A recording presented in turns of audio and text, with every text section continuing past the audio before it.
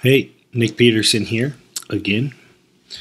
And I'm going to talk about the one thing I get asked the most.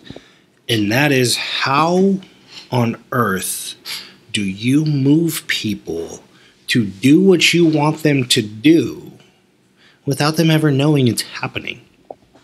Okay, and I just want to preface this with, if you are going to use this to be an a-hole, click exit, go away. Okay, this is for good. This is to help people make decisions that will benefit them. But understand that influence is ongoing.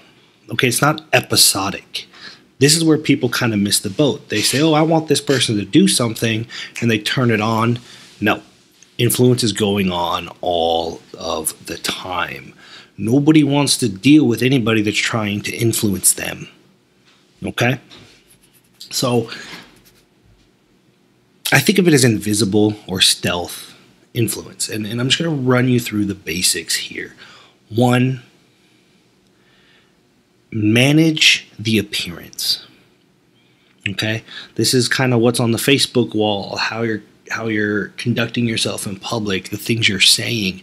These things need to be managed to an extent because influence is ongoing. It's a forever thing. That doesn't mean it needs to be false. You don't need to lie to anybody. You just have to manage appropriately. Okay?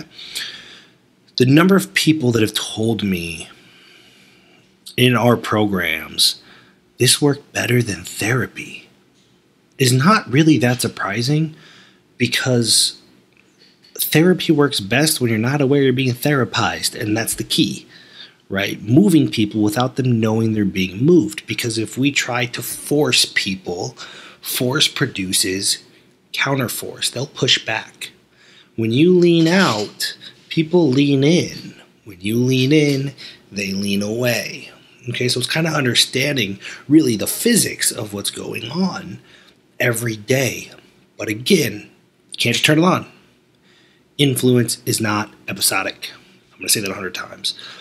Understand that people have different belief systems, okay, which means they see the world differently, they think differently, and that's just the way it is. Now, most people aren't aware of these belief systems, so if you're the only one that's aware of these belief systems, you have an advantage, right? You know they see things differently, which means you can meet them where they're at.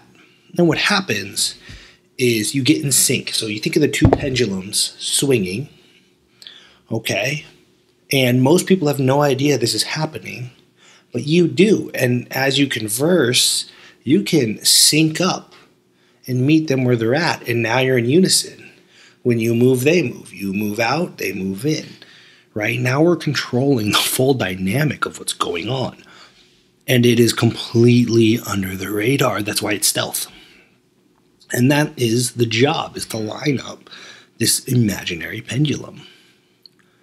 This is how we influence people. Sometimes in person it can happen quickly. Over the phone it can happen. Sometimes over the internet it takes longer. But it's just about meeting people where they're at, okay? People cannot actively resist things they cannot see if they don't know what's going on, right? So another part of influence is just working it all the time. Okay, this is persuasion, influence, relationships, business, etc., etc. And we'll kind of talk about how to do that.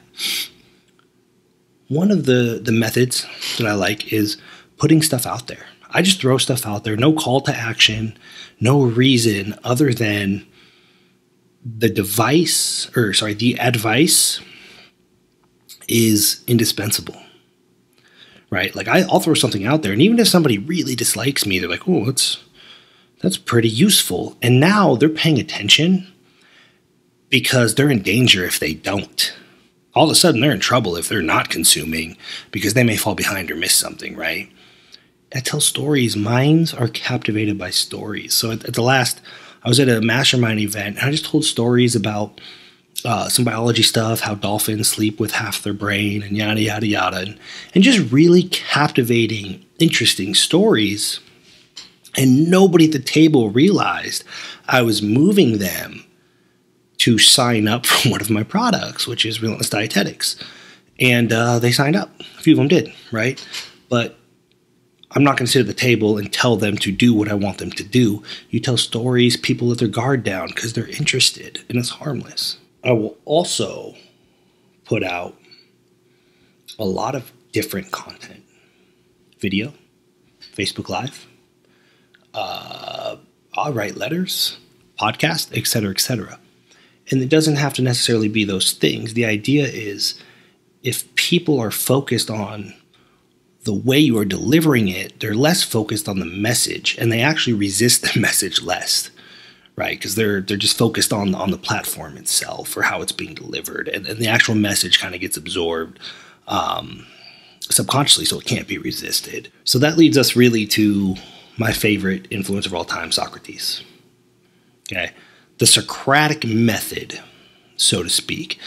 And Socrates understood probably better than anybody that if he was conventional and direct, his audience would have been resistant. There would have been a huge resistance. Again, force produces counterforce, right?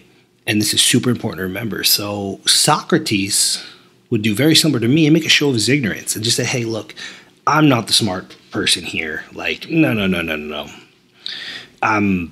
I'm not here to be right. I'm just here to find the truth. These are the smart people around me, and feed the vanity of the people around. I never say anything negative about somebody else's idea, but he would ask questions. And the questions provoked answers that revealed the negativity or the flaws in the thinking, right? So this is a Socratic method of planting seeds of doubt, but it's always under the radar. Okay, the big key with communication and influence is that you're not creating counterforce, and you're doing it in a way with a thought that the swelling tide raises all ships, right? If you are approaching everything as a win-win, you are going to be incredibly influential, and you're going to be able to persuade. Okay, this is how you win. This is how I win. But it has to be under the radar. That's it. Just remember, influence is an always thing. And like we've talked about a million times, you're 100% responsible, right? So never think that the audience is too dim-witted to be influenced by you. You are a poor communicator, and you are probably going in with so much force is creating counterforce. And as you make your way, the counterforce becomes greater and greater until it stops you in your tracks. So understand that it's an ongoing thing. It's under the radar. And if you want to influence people, you have to meet them where they're at. You have to sync up with them. And you never take the position of above them. You never make suggestions from a place of I'm smarter than you. You play dumb and you let them reveal what they need to reveal. You let them come to the conclusions themselves. And you can effectively move them from stuck where they're at to a place where they're going to get the help or the resources they need. But it's kind of like being a parent, right? Kids only want to do shit that's their idea. And that's adults are just giant kids. Hope you guys realize you just got hit with some really powerful and pragmatic stuff. Don't you think? I do. And if you agree, hit the thumbs up button below and like the video. Let me know in the comments what other videos you want to see, what you want me to expand upon, and what questions you have. And remember, all of this stuff is only as powerful as the actions you take in your execution, the practical applications you can derive from it. So let's see how quickly and effectively and efficiently you can master the things to come. You're going to get information here that's going to help you on your journey that you will not find anywhere else. So be sure to subscribe. You don't want to miss one of these videos.